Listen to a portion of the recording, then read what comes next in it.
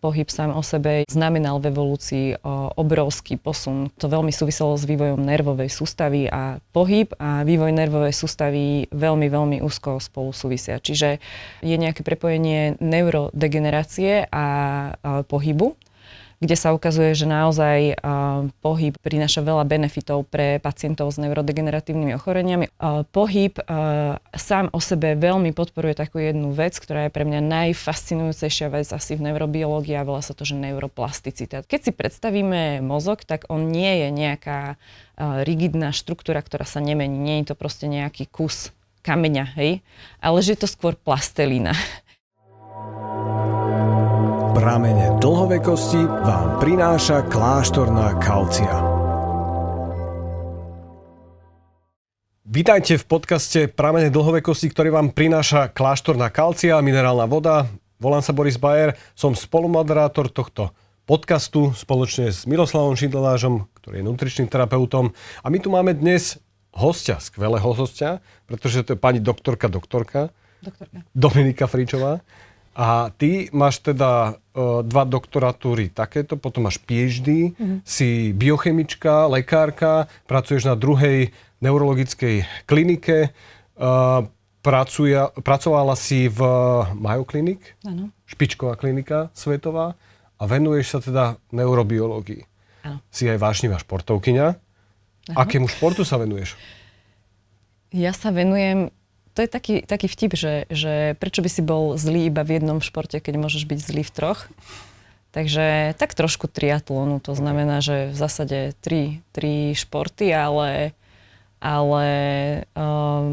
tak presne, že je to skôr tá variabilita tých jednotlivých športov, takže nepovedal by som ani, že som plavkyňa, ani, že som cyklistka, tak možno trošku bežkyňa, ale vlastne ani nič z toho. Výskum, ktorému sa venuje, že najmä pri Parkinsonovej chorobe. Áno. A robíte teraz niečo nové v rámci štúdií pri Parkinsonovej chorobe, dlhovekosti? Všetko, čo robíme, je nové. Ale tak naše laboratórium sa zameriava hlavne na také 3 smery, by som povedala. Jeden z nich je taký typický proteín, ktorý je nejakým spôsobom zmenený pri Parkinsonovej chorobe a volá sa alfa-synukleín. Takže venujeme sa tomuto proteínu a našli sme nejaké nové vlastnosti, ktoré doteraz neboli popísané, takže som na to veľmi hrdá, akorát čakáme, kedy nám príjmu ten článok do časopisu. Druhá taká oblasť je, že sa venujeme extracelulárnym vezikulám. Sú to také, ja to volám, že bublinky, ktoré sa prenášajú z jednej bunky do druhej. To znamená, alebo teda oni prechádzajú z jednej bunky do druhej a prenášajú rôzne signály.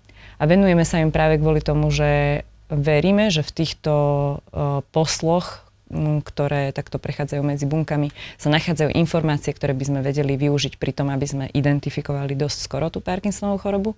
No a tretia taká veľmi fascinujúca oblasť pre mňa, asi taká moja srdcovka, je práve oblasť senescencie. Je to taký proces, ktorý veľmi súvisí s dlhovekosťou. A je to proces, kedy vlastne sa bunka rozhodne, že má nejaké poškodenie a treba sa prestať deliť a vysiela rôzne signály do okolia, že niečo so mnou nie je v poriadku. A ukázalo sa, že keď sa odstraňujú tieto senescenčné bunky, tak to vedie práve k dlhovekosti. Čiže myšky, ktoré mali nejakým spôsobom odstranené tieto senescenčné bunky, tak žili dlhšie ako myšky, ktoré mali tieto senescenčné bunky. No a my sa zameriavame na to, ako tieto senescenčné bunky fungujú pri neurodegeneratívnych ochoreniach, ako je Parkinsonová choroba, a to je pre mňa taká najmenej vlastne prebadaná oblasť a ako vedkyňu aj najviac fascinujúca a motivujúca, lebo tam robíme také zaujímavé kreatívne veci. Skvělé, Dominiko, takže ty vlastně kombinuješ ten pohyb a i ten výzkum, tu vědu, což je strašně důležitý. A mě by zajímalo, a myslím si, že to bude zajímat i naše diváky, když se bavíme o demenci, o obecně neurodegenerativních onemocněních, tak spousta lidí si myslí, že nemůžeme nic ovlivnit, že tam neexistuje žádná prevence. Narážím tady právě třeba na studii z roku 2024 z Lancet komise, která nám ukazuje, že některé ty faktory jsou ovlivnitelné. Takže Mohla by si na začátek rozvést, co vlastně můžeme ovlivnit a můžeš vlastně vyvrátit ten mýtus, že s demencí nic nemůžeme dělat během našeho života? Čo sa týka pohybu samotného, tak je to niečo, na čo sme boli vlastne prispôsobení evolučne. Pohyb sám o sebe je pre nás znamenal v evolúcii obrovský posun k inému štýlu života. A tým pádom aj samozrejme to veľmi súviselo s vývojom nervovej sústavy a pohyb a vývoj nervovej sústavy veľmi, veľmi úzko spolu súvisia. Čiže to, o čom hovoríš, je nejaké prepojenie neurodegenerácie a pohybu, kde sa ukazuje, že naozaj pohyb môže byť veľmi, veľmi a je veľmi prináša veľa benefitov pre pacientov s neurodegeneratívnymi ochoreniami, obzvlášť teda aj Parkinsonová choroba, k tomu sa dostaneme, ale ešte predtým, ako na toto zodpoviem, som chcela povedať, že pohyb vo všeobecnosti aj pre ľudí, ktorí nie sú chorí, alebo aj pre ľudí, ktorí sú starší a nemajú demencie, má veľmi ako blahodárne účinky. Čo sa týka neurodegenerácie, tak tam jednoznačne výskumy ukazujú, čo sa týka Parkinsonovej choroby. Vieme, že to je motorické ochorenie a taká úplne na prvú priamočiara vec, ktorá nám môže napadnúť, že tak je to motorické ochorenie, to znamená nejaký problém s pohybom, takže keď sa budeme pohybovať, tak nám to vlastne pomôže opraviť niektoré tie motorické deficity. A naozaj sa ukazuje, že to tak je. Jedna z tých, je tam viacero hypotéz, že ako to funguje. Jedna z tých hypotéz je práve posilňovanie, dajme tomu, vyplavovania dopamínu pri tom pohybe, pretože vieme, že tam dochádza k tomu, že je tam toho dopamínu menej, takže pohyb môže pomôcť vyplavovať viac toho dopamínu. Ďalšia taká hypotéza vedie cez neuroprotektívne faktory, ktoré sa vylučujú počas pohybu.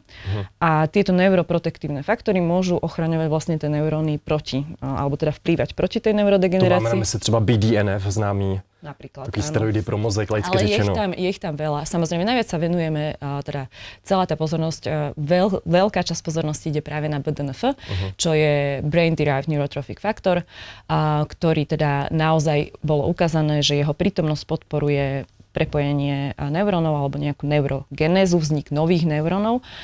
No a ešte som chcela povedať tú tretiu časť toho celého a to je, že pohyb je veľmi metabolicky náročný, alebo teda vedie k tomu, že sa tam zapája nejakým spôsobom metabolizmus možno inak, ako keď iba sedíme.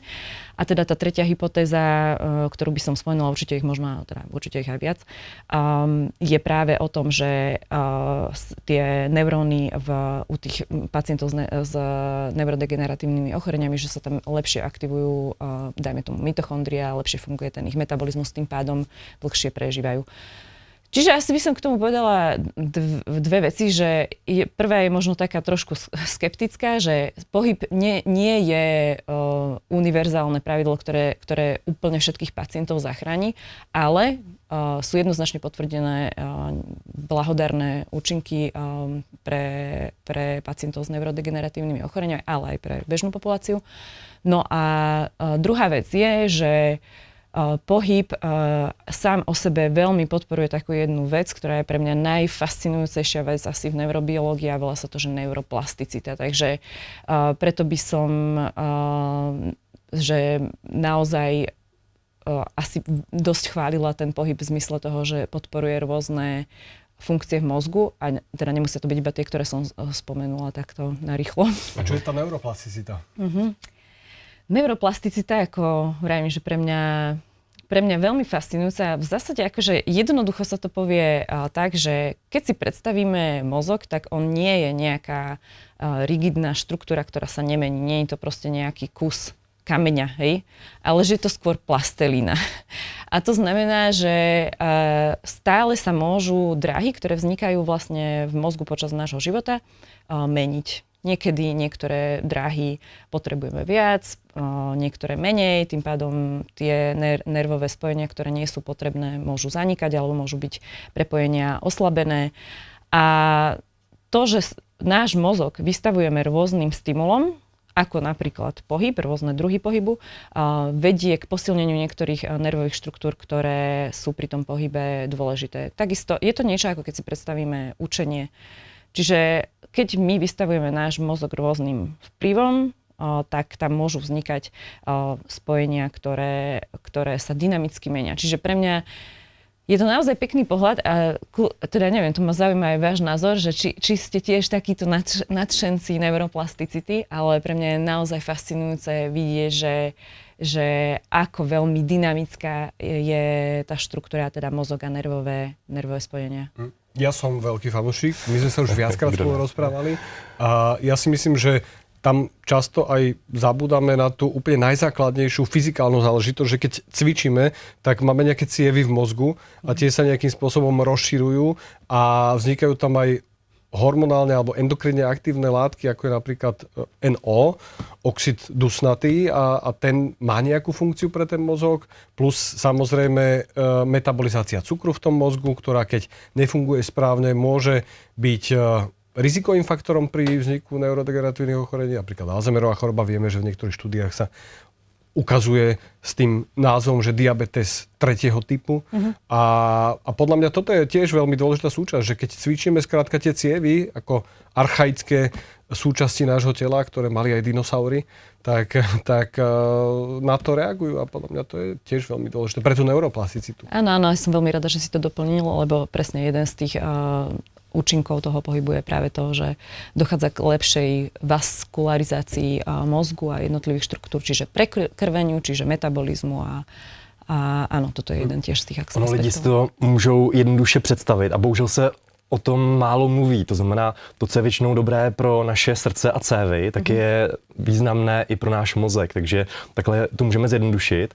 A mě by ještě zajímalo, proč nám evoluce tady dává nějaký ten signál, že pohyb je pro nás dobrý, protože většinou se nám nechce, ale potom, když už se překonáme, když posuneme nějakou tu svoji komfortní zónu, jdeme už na ten trénink a zapotíme se, zvýšíme se naši tepovou frekvenci, vyplaví se laktát, vyplaví se potom endorfiny a po tom pohybu se potom cítíme velmi dobře. Proč to tak je nastaveno? Proč tady je tady ta odpověď, že nás vlastně ta evoluce odměnila a za to, abychom se hýbali? No, lebo pohyb znamenal pre nás prežitie. A akokoľvek akože priamočiaro to znie, pre mňa je to naozaj veľmi dôležitý bod v evolúcii a my keď sa aj dívame na mozog, tak veľakrát sa stačí vlastne zamyslieť nad tým, že aký má vlastne toto zmysel z evolučného hľadiska. Čiže pri tom prerode a pri tvorbe zložitejšieho nervového systému sa musel tam vzniknúť niekde motivácia k tomu pohybu. Čiže predpokladá sa, že práve tuto zohrával veľmi dôležitú úlohu práve dopamín, kedy, dajme tomu, ten červík, veľakrát sa to vlastne hovorí práve na nejakom modelovom organizme, ktorý sa volá Caenorhabditis elegans, tak on keď je akože v pohode v nejakom prostredí, tak nemá dôvod sa hýbať, však je mu tam dobre. A ten motív k tomu pohybu vlastne prichádza vtedy, keď tam začína napríklad dochádzať potrava. To znamená, že tie organizmy ešte veľmi, veľmi dávno v evolúcii boli v nejakom prostredí, kde bolo dostatok živín, ale tie sa po nejakej dobe vyčerpajú a pokiaľ sa ten organizmus nepohol niekde ďalej, tak zomrel. Tým pádom nepokračovala tá evolúcia. No a teda tie organizmy, ktoré boli schopné sa posunúť do nejakého iného prostredia, tak prežili.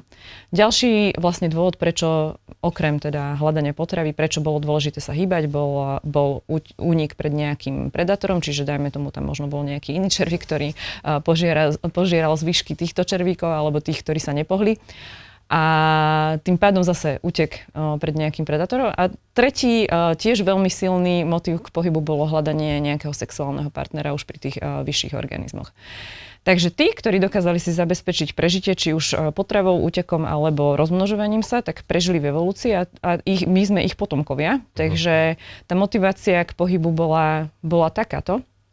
A naše mozgové štruktúry už ďalej sa vlastne prispôsobovali práve tomu, že ten pohyb je doslova ako niečím, čo zabezpečuje naše prežitie.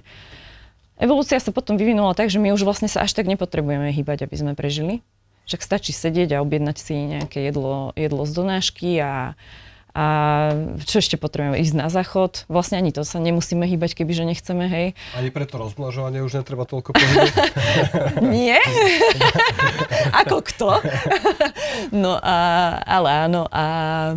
Takže teraz už musíme sa tak viacej vlastne zamýšľať nad tým, že prečo sa hýbať a možno tam zapojiť aj trošku ten rozhodovací faktor a nie iba to, že by to bolo bezprostredne spojené s otázkou prežitia.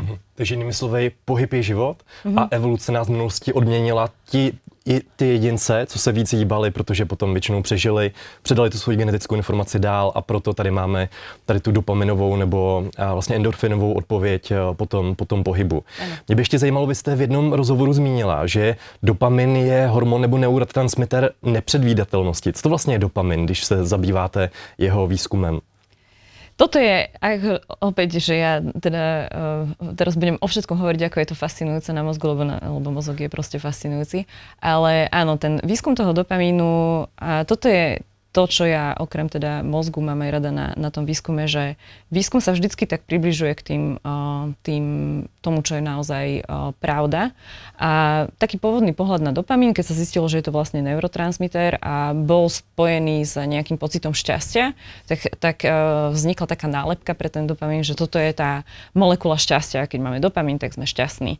No ale potom vlastne sa robili ďalšie a ďalšie výskumy, ktoré študovali myši alebo potkany, kde sledovali vyplavovanie toho dopamínu počas nejakej úlohy. A to znamenalo, že keď myš stlačila páčku, tak dostala jedlo a skúmali, že vlastne kým sa tá myš naučila, že čo má vlastne robiť, tak sa jej vyplavovalo veľa dopamínu. Ale už potom, keď vedela, že ja keď stlačím túto páčku a bude tam tá potrava, zrazu sa dopamín prestal vyplavovať. Takže tam sa upravil ten pohľad, že to nie je iba molekula šťastia toho, že získam potravu, ale je to aj molekula hľadania, tej nepredvídateľnosti. To, čo je vlastne, by som to nazvala až motiváciou k pohybu. Čiže dopamín sa vyplavuje v situáciách, kedy my vlastne nevieme, čo nás čaká. A to je opäť veľmi, veľmi, veľmi dôležité v evolúcii, lebo keby sme vedeli, že čo nás čaká, tak by sme nemali tie také, ako keby, ako to nazvať, exploratívne výjazdy do okolia, alebo niečo, čo vlastne zase pomohlo ľuďom prežiť, keby vedeli, že keď pôjdem tam bude jedlo, tak by nemali dôvod ísť niekde inde, kde možno je viac jedla. A toto je vlastne, ten dopamín je taký prísľub toho, že tam je možno viac. No a potom už prichádza tá odvrátená stránka dopamínu, kedy treba tiež kontrolovať, že ako veľmi sa chceme nechať hýbať smerom k tomu, že tam je možno viac a zase viac a zase viac. A to už je trošku nebezpečné. A ty si hovorila o pohybe ako takom. Ja stále hovorím, že my musíme ten pohyb nejakým spôsobom ľuďom definovať. Že nie je pohyb ako pohyb. Skúsme sa pobaviť o tom, že ako mozog ovplyvňujú rôzne druhy pohybu. Čiže toto, čo sa bavíme, je zväčša nejaký nízkointenzívny pohyb, čiže nazvime to, že prechádzky. Ideme spolu na túru, ideme sa niekde polašovať po meste a vždy tam nájdeme niečo nové, vždy tam niečo nové stretneme. Ako takýto pohyb ovplyvňuje mozog? A potom sa poďme venovať tým ďalším. Toto mi možno aj trošku pomôžeš, ale teda z toho, čo my napríklad vo výskume Parkinsonovej choroby, alebo ako ide výskum Parkinsonovej choroby a toho pohybu a vplyvu na spomalenie tej neurodegenerácie, tak samozrejme od pacientov, ktorí sú vo vyššom veku, nemôžeme očakávať, že budú robiť ťažké, vysokointenzívne tréningy. Takže prirodzené pre mozog a pre mozog veľmi jednoduché sú práve aerobné cvičenia, ktoré by mali byť ale pravidelné a niekoľkokrát do týždňa. Čiže kľudne to môže byť aj prechádzka, ale dajme tomu dlhšia a viackrát, akože 5, čo znamená dajme tomu 5 krát do týždňa, aspoň hodinu. Ale ukazuje sa, že aj vysokointenzívne cvičenia sú veľmi benefičné, pretože vtedy sa práve vyplavuje viac tých neuroprotektívnych faktorov a vznikajú oveľa silnejšie prepojenia, čo sa týka tej neuroplasticity. Takže neviem, kľudne doplň, lebo ty máš podľa mňa túto tému tiež veľmi dobre naštudovanú, že myslíš si, že skôr aerobné, anaerobné cvičenia? Ja si myslím, že tá kombinácia. Že tam ide presne o to, že ja to vždy rozdielujem tak, že ten štandardný nízkointenzívny vysokointenzívny pohyb je veľmi vhodný, lebo ním prerušujeme sedenie. A práve to sedenie zhoršuje tú funkciu mozgu tým, že už to telo dostáva do stavu inzulínovej rezistencie, že naozaj ten pohyb, už len keď prerušujeme to sedenie, je veľmi dôležitý, lebo keď sedíme, sa ovplyvňujú funkcie nášho tela aj mozgu, vrátane napríklad inzulínovej senzitivity a to, ako funguje napríklad naše telo a vstrebáva cukor, využíva cukor, kde ten cukor ide. A nielen cukor, aj ostatné živiny. Potom je veľmi dôležité to, že, a to platí aj keď sa človek naje a prechádza sa, je to úplne iný stav metabolický a inak operujeme s tými hladinami cukru v krvi, ako keď si sadneme. A veľmi dôležité je aj to, že skrátka hýbeme tie svaly, prekrvujeme tie svaly a používajú sa. Čiže aj tie niečo signalizujú. A to je tá nízkointenzívna aktivita, ktorá nevyčerpá to telo, čiže jej môžeme robiť strašne veľa počas dňa a v skutočnosti pri nej spálime oveľa viac kalórií ako pri nejakom štrukturovanom tréningu. Že keď sa ľudia bavia, často si myslia, že spalujem pri tej fyzickej aktivite, ale keď rozpočítajú ten vytrvalostný tréning a ten silový tréning, tak to je málo spálených kalórií.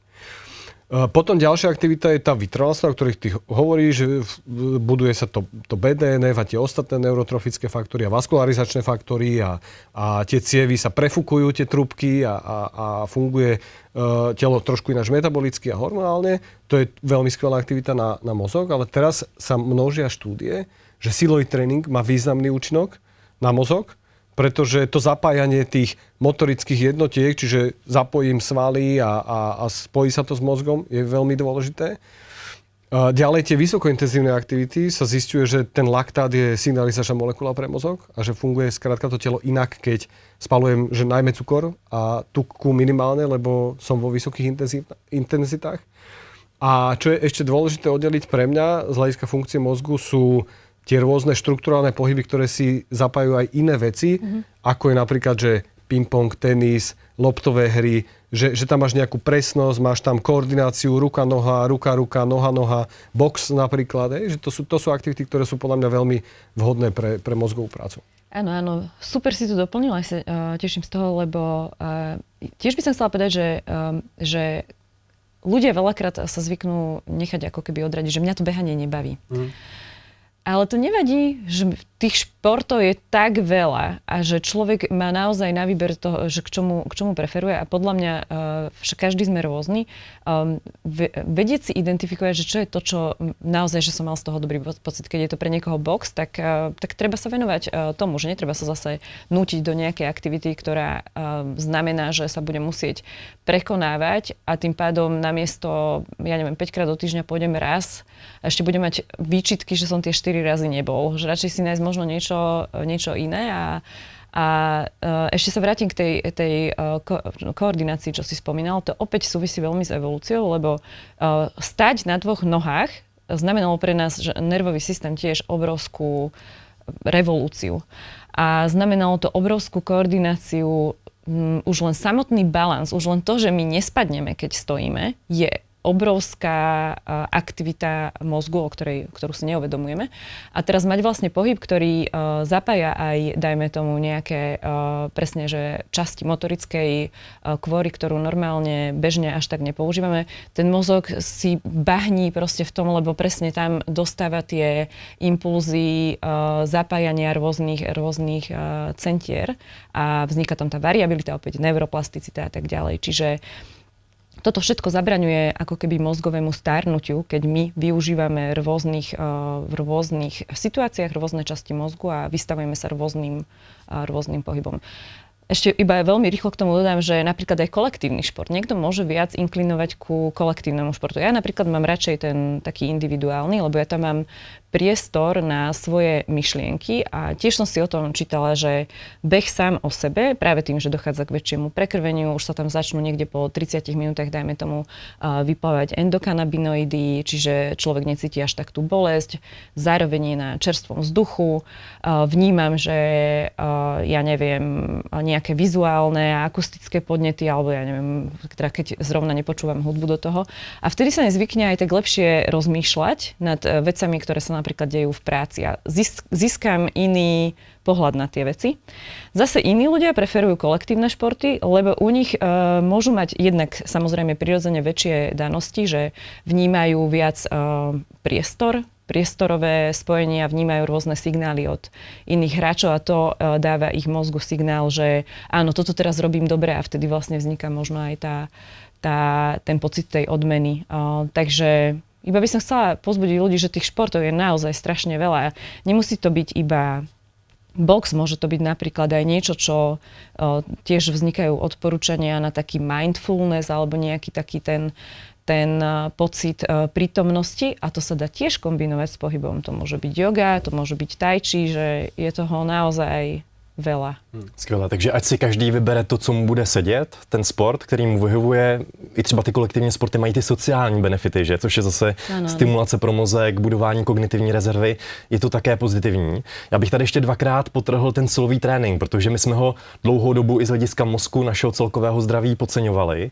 Nicméně teď tady mám na mysli jednu zajímavou studii na 324 ženách, byly to dvojčata a oni právě sledovali jejich kognitivní výkon v průběhu několika let a oni zjistili, že ty ženy, co mají silnější stehna, tak oni mají potom i v úzovkách mladší mozek, kognitivně o 3 až 4 roky, takže tady bych zmínil právě i ten silový trénink. Jsou tam nějaké potenciální mechanismy účinku, jak právě ten silový trénink, ty svaly pomáhají tomu mozku? Je to právě to obecné metabolické zdraví, právě to ukládání glukózy a podobně? Ja by som povedala, že je to väčšie vyplávanie toho BDNF, ale zároveň aj väčšie posilnenie tých jednotlivých nervových spojení. Čiže tiež to znie veľmi, veľmi imaginárne, že čo to znamená, že vznikajú nejaké nervové spojenia, ale to, že mne sa nejaké neuróny v nejakej dráhe zapoja, že ja keď si pamätám, som sa naučila, že keď chcem sa napiť, tak musím zdvihnúť túto ruku a dať si ten pohár k ústam, tak za to môžu určité nervové spojenia, ktoré vytvorili takýto nejaký okruh. No a čím je to silnejší zážitok, tak tým pevnejšie sú tie nervové spojenia. Čiže ja by som povedala, že to súvisí aj so silou tých nervových spojení v rámci tej neuroplasticity. Neviem, či vy máte ešte niečo k tomuto, že aj nejakú hypotézu, že prečo ten silový trénink tak funguje. Je to já už jsem zmiňoval právě to metabolické zdraví, protože právě po jídle 80% té glukózy právě vychytává naše svalová tkáň, takže tam je potom prostor pro to kognitivní zdraví, protože přesně jak říkal Boris, máme tady diabetes 3. typu v ozovkách, Alzheimerovu chorobu, takže ono to souvisí i s tou inzulínovou rezistencí, takže tohle je další za mě jako potenciální mechanismus, jak by ty svaly nás mohly chránit proti demenci a jak by ta síla, ty ženy, co jsou vlastně silnější, jak by jim to mohlo vlastně zlepšovat to kognitivní zdraví. Hej, ten silový tréning je unikátny v tom, že buduješ tú svalovú hmotu. Čiže máš aj nejakú rezervu, čiže aj v rámci prežívania, že keď sa niečo pokašle, tak máš nejakú rezervu väčšiu ako niekto, kto keď skončí tá choroba a prežije, alebo nejaká hospitalizácia, tak potom sa veľmi ťažko dostáva do toho života, možno nevie sa sám postaviť, alebo nevie chodiť a to už tomu človeku zvyšuje riziko, že zomre. Čiže práve preto je ten silový tréning dôležitý. Tá metabolická špongia, že na cukor, že fakt, že už len keď cvičíš, ten cukor sa dostáva do svalov bez toho, že potrebuješ inzulín. Takže, a to sa deje aj pri aerobnej aktivite, čo je akože unikátna záležitosť, že to sval je v tomto špecifické tkanivo. A samozrejme dodám k tomu, že tak ako si povedal, že existuje strašne veľa športov, môžu si vybrať, tak to isté platí aj pri silovom tréningu, že existujú rôzne varianty tých silových tréningov, že môžu aj cvičiť v skupine, aj cvičiť s trénerom, alebo cvičiť sami, môžu cvičiť so šnúrami, na hrazdách, s činkami, že naozaj že je veľa možností. Ale znova ten silový tréning má nejaké špecifika a veľa ľudí si predstavuje silový tréning, že to je že hopkanie pred telkou v 30-sekundových intervaloch, ale to bude akože kardiotréning s činkami. Že silový tréning je proste niečo iné. Lebo to vždy musím hovoriť, lebo ľudia si to predstavujú inak. A k tomu, čo si ty povedala, mňa veľmi zaujalo práve to, že aké máme možno dáta ohľadom vnímania toho pohybu, že či to niekoho baví, nebaví, že či sa tam mení niečo, akože ja si viem predstaviť, že ten dopamín tam môže hrať práve rolu, že veľkú. Či niekoho baví, nebaví, že mňa baví šport, ale tiež mám veľakrát problém ísť si zabehať. Že ja skôr v tomto možno vidím takú tú úlohu toho prefrontálneho kortexu a rozhodovania a toho, že vedieť si ako keby že veľa ľudí má pocit, že mozog je strašne múdry a že on vie, čo robí. A v mnohom vie, ale v mnohom je aj veľmi lenivý a má rád ako keby takéto šetrenie možno energie, alebo že náš mozog napríklad je schopný zostať závislý na niečom a nútiť nás ísť po ďalšiu dávku kokainu. Takže to neznamená, že náš mozog stále úplne presne vie, že čo je dobre pre to telo. Ale hej, že niekedy tam zohráva veľmi dôležitú úlohu v tom, že vedieť zapojiť ten prefrontálny kortex a povedať si, že OK, napriek tomu, že dneska sa mi fakt nechce, ale toto je niečo, po čom sa budem cítiť dobre, viem, že sa budem cítiť dobre, tak to spravím. Takže dopamín možno niekde podľa mňa na začiatku, keď sa začínaš napríklad behať a ideš prvýkrát behať a nie je to až také zlé a presne vyplavia sa aj tie endorfíny alebo endokanabinoidy a máš taký dobrý pocit, lebo tieto vlastne zohrávajú veľmi dôležitú úlohu vo vnímaní bolesti.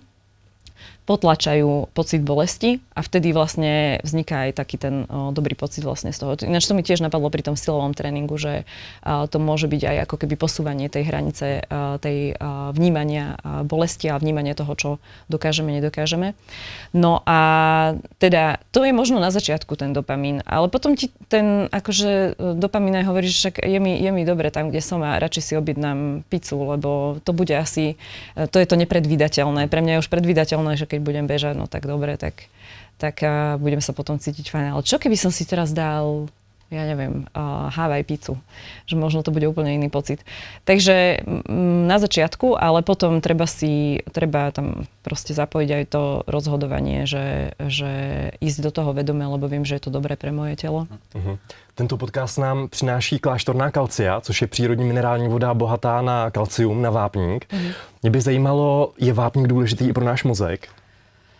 Brutálne, tak vápnik je dôležitý pre všetko možné v tele, ale teda že sa rozprávame iba o mozgu, tak samozrejme tam je niekoľko úrovní, kde je vápnik dôležitý. Čiže začneme asi tým, že ako sme sa rozprávali o tom, že ako vznikajú tie spojenia tých neurónov a že to vytvára nejakú dráhu, tak tieto spojenia tých neurónov alebo to, ako tie neuróny komunikujú, sa deje práve pomocou neurotransmiterov.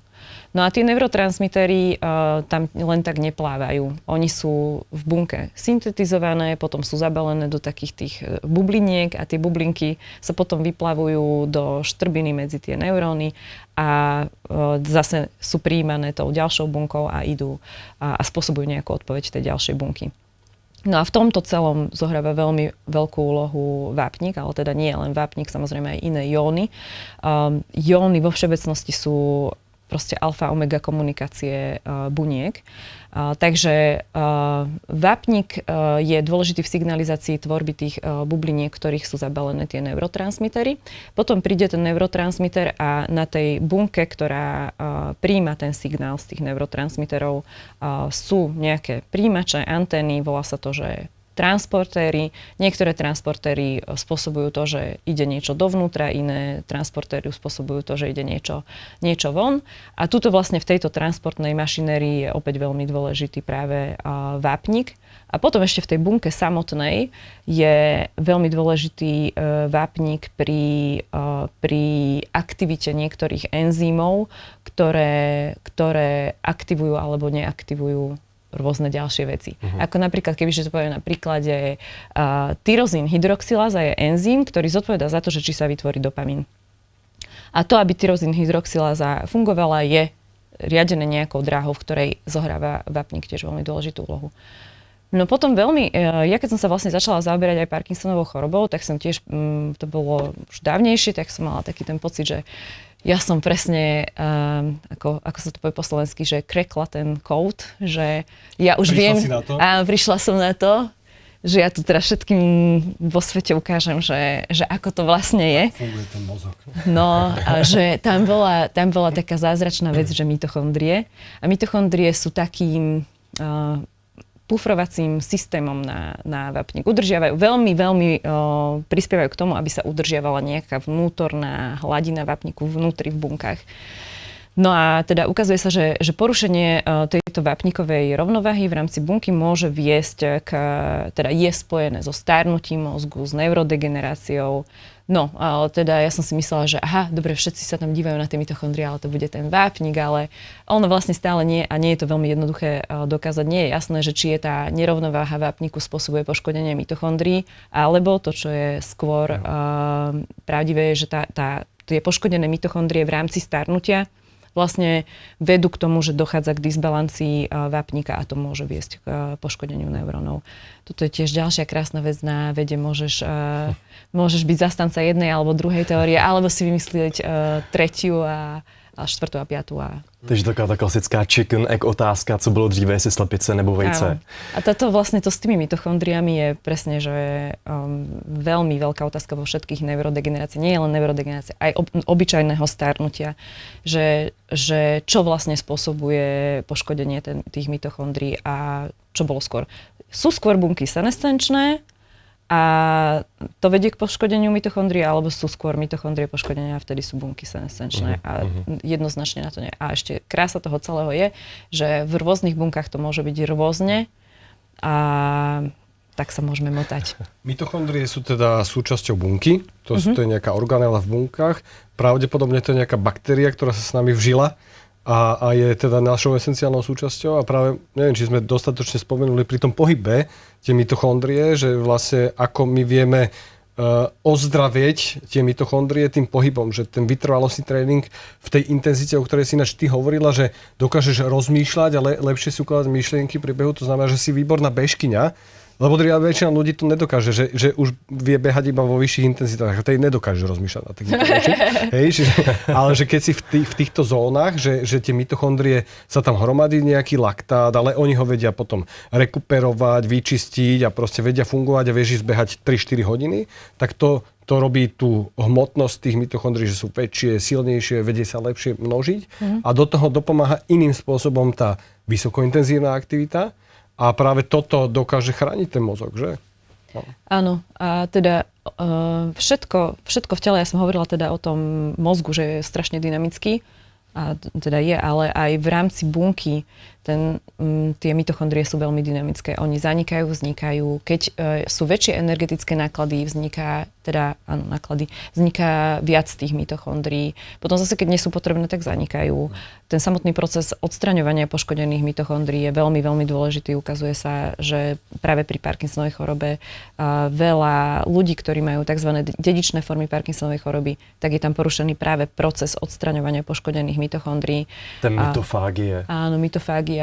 Takže mitochondrie jednoznačne sú extrémne dôležité organely a veľmi dôležité v pochopení toho, že ako dochádza k starnutiu, prečo. Ešte úplne taká pikoška. Ja som bola na konferencii vlastne minulý rok v Chicagu. Je to taká najväčšia neurobiologická konferencia. A tam bola taká jedna prednáška, s ktorou mi skoro teda hlava vybuchla. Lebo my rozprávame o tej mitofágii a o tých mitochondriách ako keby akože v bunke, tak celkovo. Ale tam vlastne jedna štúdia ukazovala, že mitochondrie, ktoré sú blízko pri jadre, sú úplne iné ako také, ktoré sú v tých terminálnych zakončeniach napríklad dendritov alebo v axónoch. Takže tie mechanizmy vyzerá, že v rámci tej bunky sú rôzne v rôznych častiach bunky.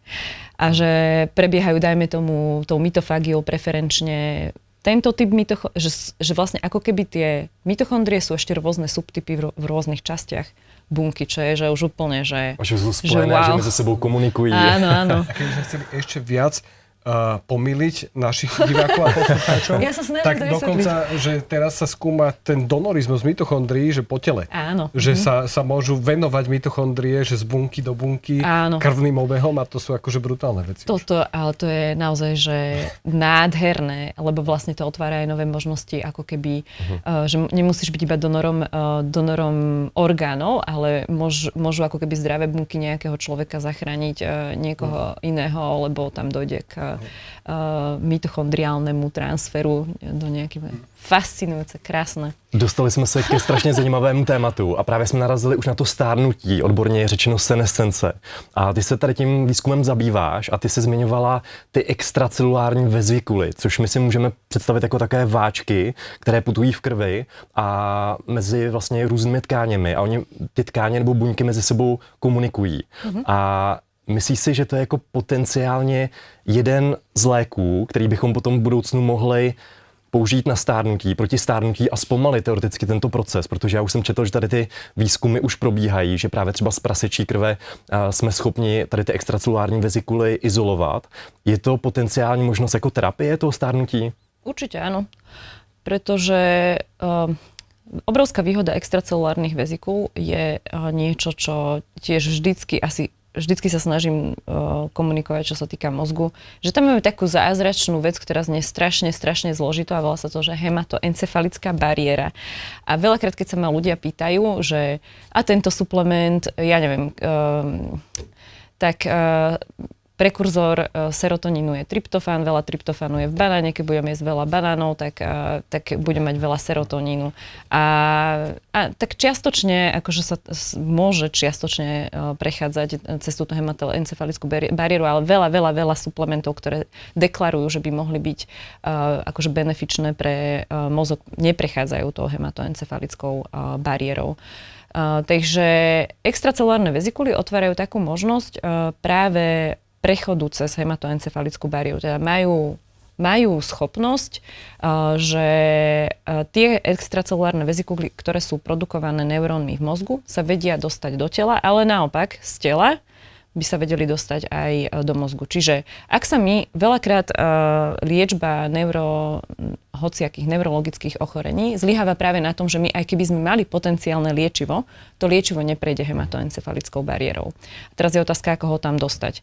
Takže extracelulárne vezikuly nám môžu otvoriť možnosť, ako dostávať nejaké potenciálne, ale samozrejme malé molekuly do mozgu, ktoré by mohli byť benefičné. Potom ďalšia oblasť rozmýšľania nad týmito extracelulárnymi vezikulami je aj v tom, že vieme identifikovať, aký signál nesú.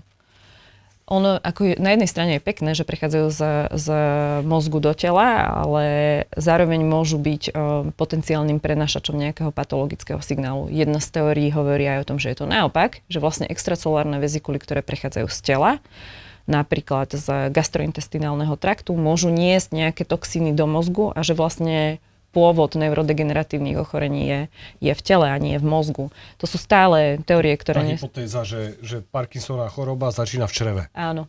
Ale aj veľa ako iných neurodegeneratívnych a tak ďalej ochorení. A že práve extracelulárne vezikuly môžu byť nositeľom týchto patologických signálov. Takže kebyže sa vieme do nich pozrieť, na čom pracujeme, vieme sa pozrieť, že akú informáciu nesú, tak vieme potom nejakým spôsobom túto informáciu modifikovať alebo ju eliminovať z tela. Takže to sú také asi najzákladnejšie prístupy a je to veľmi, veľmi sľubná oblasť liečby aj neurodegeneratívnych ochorení, ale je tam stále veľa variabilit a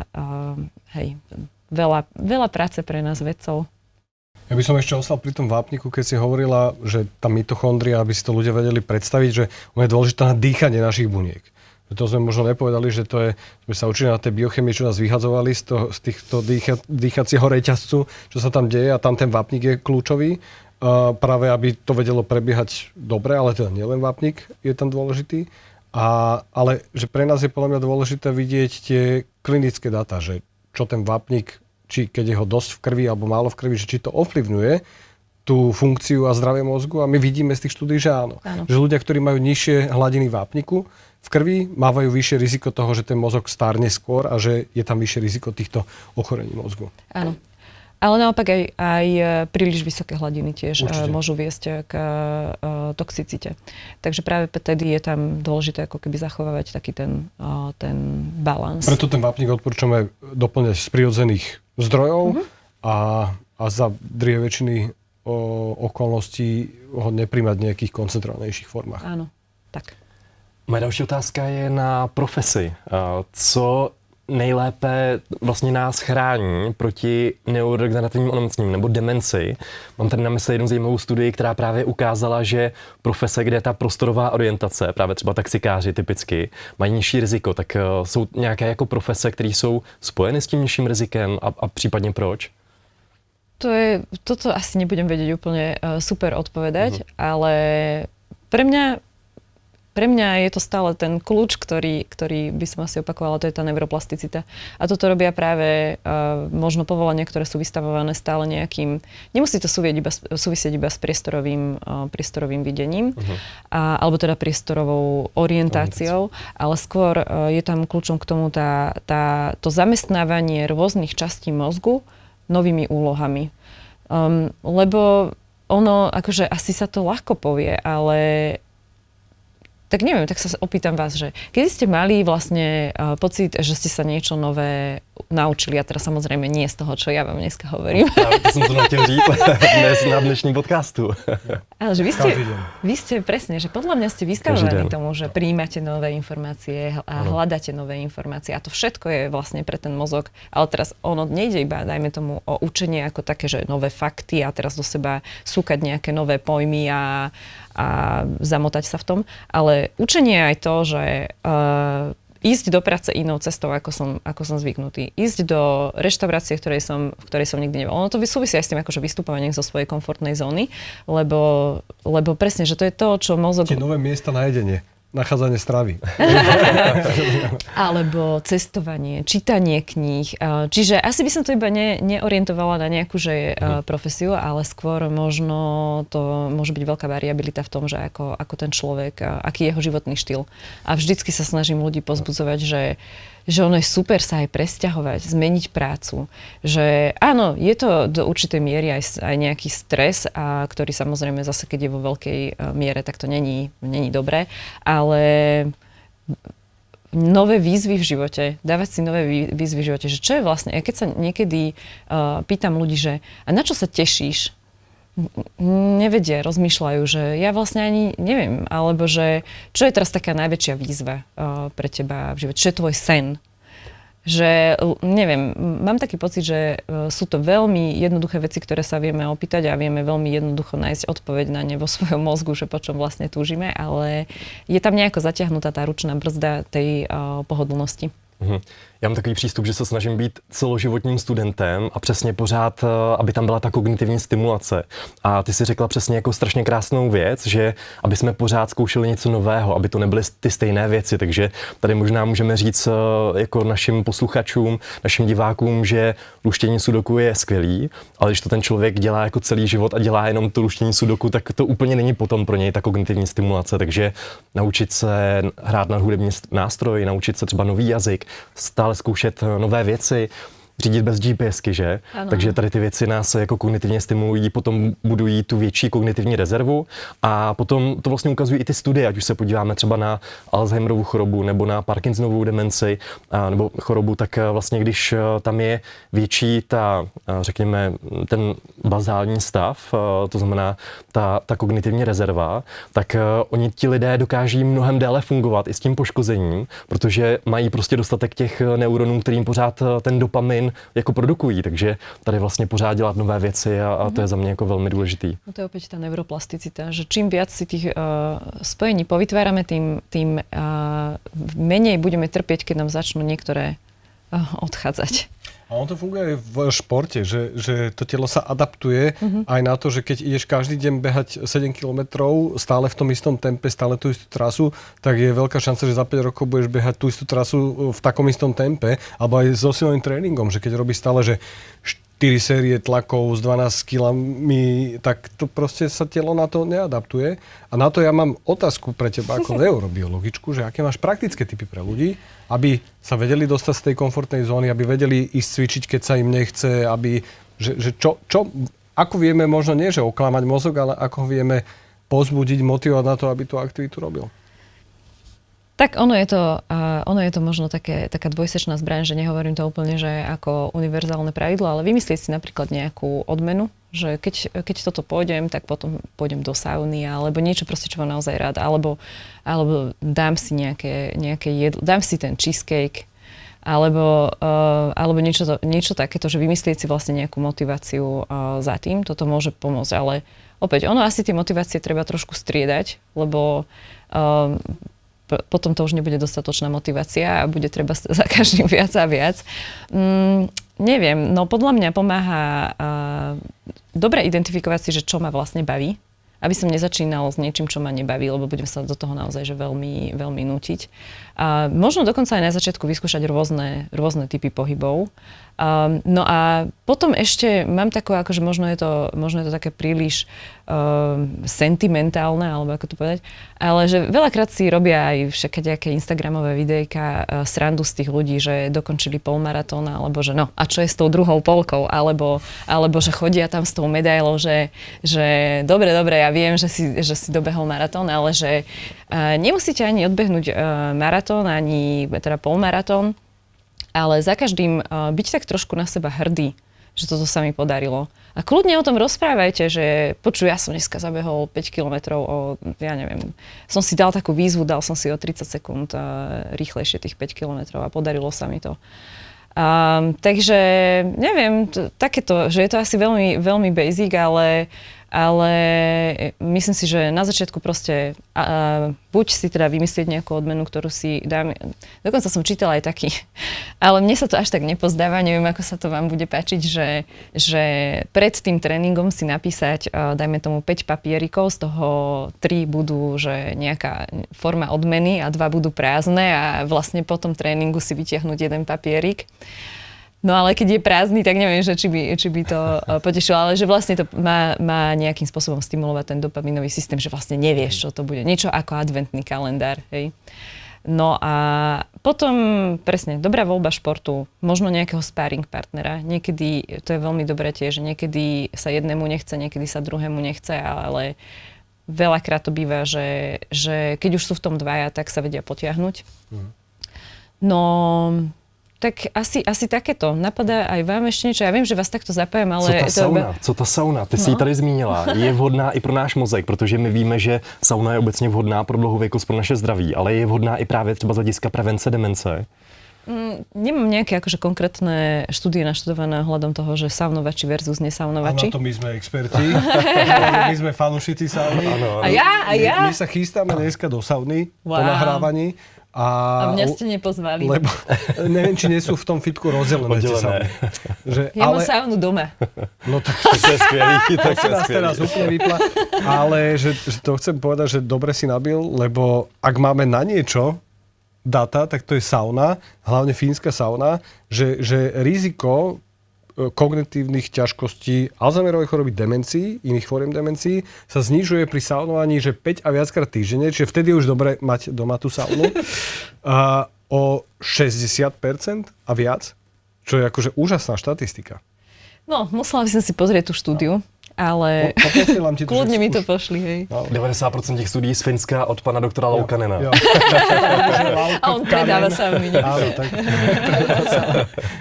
To nevím, ale je to trošku limitace, no. Ale já mám strašně saunu rád, chodím 5x, 6x týdně a většinou po tréninku finskou. A nemají doma. A nemám ji doma, ale mám ji ve fitku, takže je to jednodušší pro mě. A ty benefity minimálně, ty psychický, taková ta relaxace, nemám tam ten telefon, tak ty jsou prostě neuvěřitelné, takže určitě saunu tady i z hlediska kognitivního zdraví můžeme doporučit. No a presne, že vedieť si identifikovať takú tú odmenu, že niečo si doprajem, masáž a je to stále, to súvisí vlastne s tým telom, že mať takú nejakú víziu, že dobre, tak potom si doprajem toto, ale vlastne je to stále iba o tej stimulácii vlastne toho. Pracuješ s tým mozgom, že? Stále. Áno. Lebo podľa mňa, že v rámci toho cvičenia je veľmi dôležité dostať sa akýmkoľvek spôsobom za ten bod, keď už je to tvoj zvyk. Lebo tiež máš tie tréningy, keď sa ti nechce behať. Tiež mám tie tréningy, kedy sa mi nechce cvičiť silovo. Ale ten mozog už vie, ako sa bude potom cítiť a vie, ako sa bude cítiť, keď to nespravíš. Vieš, že keď už máš ten zvyk, čiže to je podľa mňa dôležité. Pojďme ještě na ty praktické věci. Co bychom mohli lidem doporučit, když chtějí udělat něco pro svoje kognitivní zdraví, prevenci neurodegenerativních onemocnění, demence? Je tam ještě něco navíc? Bavili jsme se o tom pohybu, ideálně kombinovat teda ten aerobní pohyb, ten silový trénink, potom vlastně zaměstnávat ten mozek. Co tam ještě jako navíc? No úplne alfa omega podľa mňa asi všetkého je spánok. A toto je to je zadarmo. To ani dosavný človek nemusí zaplatiť tam nejaký vstup, alebo nedaj Bože si udať spraviť doma. Ale spánok to je úplne krásny, naozaj, že jednoduchý prístup k tomu, ako si zlepšiť nejaké aj kognitívne funkcie. A teda je to spojené aj s regeneráciou. Spánok sa ukazuje teda okrem toho, že je dôležitý pri konsolidácii spomienok, alebo teda rozhodovaní toho mozgu, že ktoré z tých nervových spojení sú dôležité, nie sú dôležité. Je aj ako keby čas a priestor pre vyčistenie jednotlivých látok, ktoré sa tam počas dňa nahromadia. Nemusia byť iba škodlivé toxiny, je to napríklad aj taký glutamát, všeličo vlastne sa práve počas toho spánku odburáva a je veľmi dôležité naozaj, že netreba zabúdať, aj keď človek veľa trénuje, spánok je úplne kľúčový v tom, aby sa to telo, ale aj mozog zregenerovali. A dobre, že spomínaš ten spánok, lebo tie dáta máme, hej, ale že skús mi povedať ako laikovi na spánok, že čo je dôležitejšie? Ktorá časť toho spánku? Tá prvá alebo tá druhá? Lebo vieme, že v tej prvej, ty mi povieš, že obidve, jasné, ale že v tej prvej ideme do tých hlbších fáz spánku, že tam sa vyplavuje rastový hormón, tam regeneruje veľa to telo, ale zrejme aj pre mozog bude dôležitý, možno nám povedz to, a že potom v tej druhej časti sa opakujú viac tie REM fázy, čiže sa nám hýbu oči. A to vieme, že je spojené s tými neurodegeneratívnymi ochoreniami pomerne dosť. Tak skúsiš to rozvinúť? Môžem to skúsiť rozvinúť.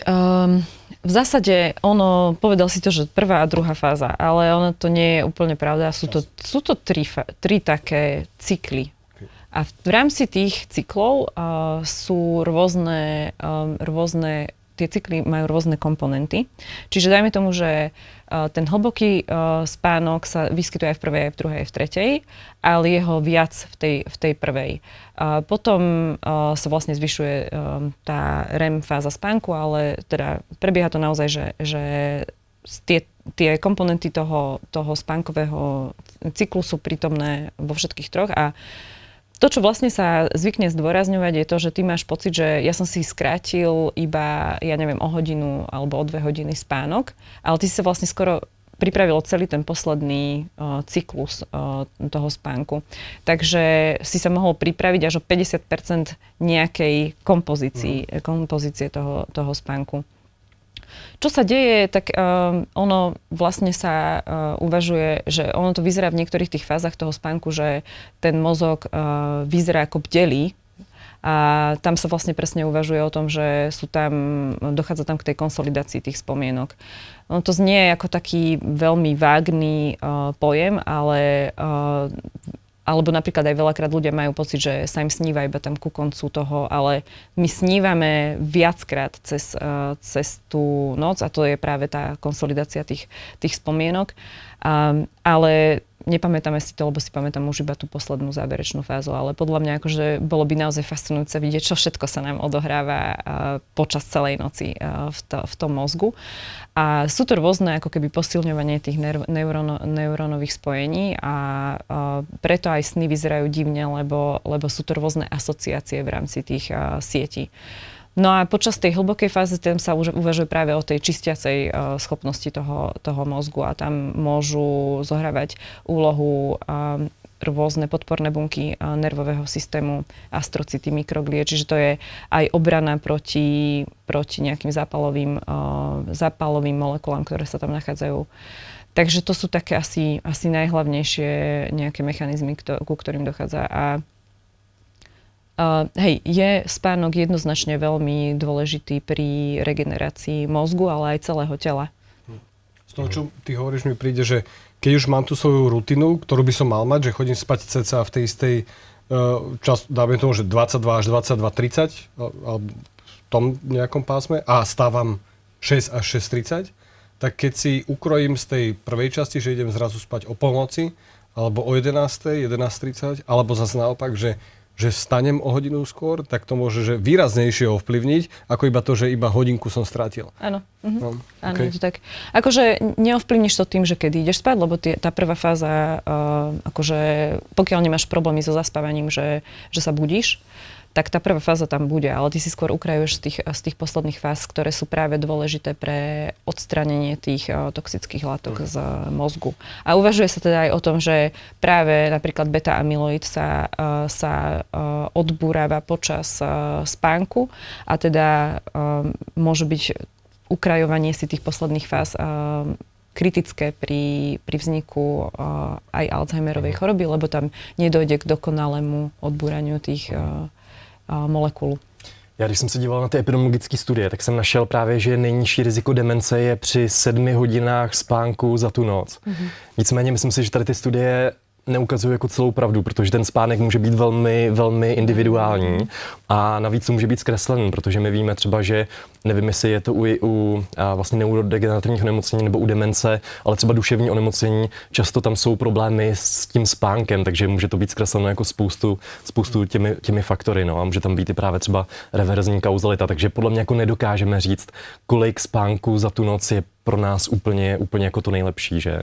Hej, ja si tiež myslím, že je to veľmi individuálne. A ešte sme sa nerozprávali o také veci a to sú ako keby interindividuálne rozdiely medzi ľuďmi, že proste treba asi aj akceptovať to, že každý z nás je iný a to súvisí práve s tým, že môžeme mať rôzne hladiny vyplavovania tých neurotransmiterov, ale môžeme mať aj rôzne tie receptory, teda tie príjimače tých signálov a teda tým pádom máme rôzne prejavy, akože nie len v živote, že čo sa týka našich charakterových vlastností, ale aj to, že kto koľko spánku potrebuje. Čiže ja by som to nepaušalizovala. Takisto ja napríklad na sebe cítim a toto je tiež niečo, čo je dôležité aj pri tom pohybe.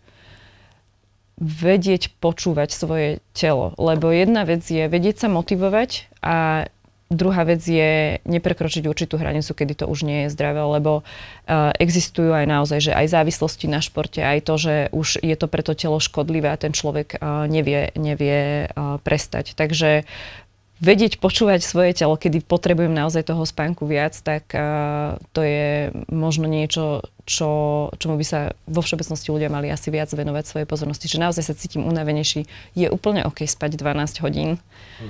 Ano, můžu ještě, ty jsi zmínila ty interindividuální rozdíly mezi námi. Jsou tam, nebo já vím, že jsou vlastně ženy, často se říká, že trpí častěji demencí. Je to pravda a případně jako proč? Víme to? Jsou zatím nějaké hypotézy? Ja som práve, že skôr je to opačne pri Parkinsonovej chorobe. Tam to mám asi tak viac naštudované a tam sa vlastne uvažuje o protektívnej úlohe estrogenu na dopaminergné neuróny. Nevie sa úplne, že prečo, ale pravdepodobne teda estrogen vplýva. Jedna z tých teórií je práve energetický metabolizmus, že môže vplývať na metabolizmus, že nevzniká tam tak veľa reaktívnych foriem kyslíka, ako napríklad pod vplyvom testosterónu. Ale je to opäť hypotéza. Takže čo sa týka Parkinsonovej choroby, tak tam je určite nižšia. Ale pri Alzheimerovej chorobe myslím, že tam je mierne vyššia u žien, ale je to že nejaký dramatický rozdiel. A hypotéza za tým, podľa mňa, akože bez úrážky, ale ženský mozog naozaj, že veľmi, tým ako je to dynamická štruktúra, tak každý mesiac vlastne prechádza rôznym odpoveďou na rôzne hormonálne vplyvy a tým pádom je tie prestavby tých jednotlivých štruktúr alebo častí, či už je to v rámci ženského cyklu, alebo je to v rámci tehotenstva, alebo je to v rámci menopauzy. Sú to veľmi dynamické, sú to dynamickejšie zmeny a teda tým, že sú cyklické, tak opakujúce sa na rozdiel od mužov. Takže toto môže byť možno nejaké také vysvetlenie, že je ten systém trošku rýchlejšie vyčerpaný. Takže v tom ženském mozku se pořád něco děje, my jsme tady v tom taky jednodušší, přímočarejší. Ja si myslím, že moja hypotéza toho je, že ženy, proste muži, žiaľ Bohu, všeobecne populačne sa toľko nevenujú deťom ako ženy. A v noci stále je také, že muž je unikát, keď stane ku dieťaťu. A tie ženy si predstavujú, že majú 3 deti, 4 deti, čo akože tá populácia, ktorá teraz má z tých 70-80 rokov, sú tie ženy, tak oni mali, že 10-15 rokov, kedy nespali poriadne. No, to by bolo zaujímavé pozrieť sa na štúdiu. Ja som si istá, že taká existuje, že porovnanie ženy, ktoré majú deti a ktoré nemajú deti. Alebo ženy, ktoré majú mužov a nemajú mužov. Lebo ja som počula presne o tomto, že vlastne ženy, ktoré sú single, tak sa dožívajú vlastne viac ako tie, ktoré majú partnera. Viem si to predstaviť, prečo by to fungovalo. Ty si mimo jiné, že se věnuješ výzkumu, vědě, že běháš Ironmany nebo že vlastně děláš Ironmany, tak ty i jsi folková zpěvačka a je to tak? Je hudba důležitá i pro náš mozek? Hudba je veľmi dôležitá, to je jedna obrovská ďalšia téma, ale teda keby som to mala v skratke povedať. A podľa mňa aj trošku to aj súvisí s tým pohybom, že rytmus, alebo možno nejaké veľmi primitívne hudobné prejavy boli vlastne prvým jazykom nás, ľudí. Takže my máme veľmi hlboko zakorenenú práve, nazvime to hudbu, ale možno je to skôr rytmus. A ešte aj napríklad prvé, čo my ako nejaké možno zvukové podnety, ktoré vnímame ako ešte v maternici, sú práve tlkot srdca matky. Takže naozaj, že hudba, rytmus je veľmi, veľmi dôležitý v našom živote a aj vlastne samotné údery srdca sú nejaký rytmus nášho života. A opäť to súvisí aj s tým pohybom, že pohyb tiež je istým spôsobom, napríklad beh alebo tak, je rytmický a to je niečo, čo nášmu mozgu v nazvime to tých starých evolučných štruktúrach je v súlade s tým, ako sme sa vlastne dobre cítili. Takže áno, podľa mňa hudba ako z neurobiologického hľadiska je úplne úžasný fenomén. Je to naozaj, že prvý komunikačný spôsob, či už je to v rámci našej kultúry alebo v rámci vlastného vývoja od dieťaťa po ja neviem, teraz starších ľudí. Veľmi sa ukazuje prepojenie spomienok práve s hudbou, že hudba je pre nás ako vedie k silnému emocionálnemu imprintingu niektorých spomienok. No a zároveň hudba, keď ju robíš, je extrémne kreatívny proces a opäť neuroplasticita. Keď hráš napríklad na gitaru, a to je ešte taký primitívnejší nástroj, tak táto ruka, to je ľava, robí niečo, táto robí niečo iné. Do toho ešte spievaš, alebo pamätáš si slova, že to je tak komplexný mechanizmus, je to proste naozaj, že niečo úplne úžasné, že čo v tom mozgu prebieha počas či už tvorby hudby, alebo aj keď iba si spievaš pesničku. Ja už som ti nadizajnoval štúdiu, že jedna skupina bude jazdiť iba na bicykli, na stacionárnom, druhá bude jazdiť na bicykli a hrať na gitare pritom, a druhá bude jazdiť na bicykli a počúvať hudbu. Dobre, super. Poďme do toho spolu. Dobre. Dobre, kto zaplatí tú štúdiu? Nájdeme partnera. Já radši zpívat nikde nebudu, ale hrál jsem na flétnu na klarnet. Hej. Dobre. Ale už je to dávno. No. Tak tam zaradíme ďalšiu Ja som hral na bici, takže už máme akože zaujímavú kombináciu. Už máme band. Dobre. Dominika, ďakujeme ti veľmi pekne, že si prišla. Bolo to veľmi veľa dôležitých informácií, preto aby aj náš mozog starol s nami s gráciou, aby sme nestarli iba že telo menej, ale aj mozog menej. Já taky děkuji, Dominiko, a hodně štěstí v té práci. Díky, že jsi přišla. Ja ďakujem za pozvanie, bolo to veľmi inšpirujúce aj pre mňa a teda ďakujem aj za vaše vhľady a držím palce ďalej. Pramene dlhovekosti vám prináša kláštorná Kalcia.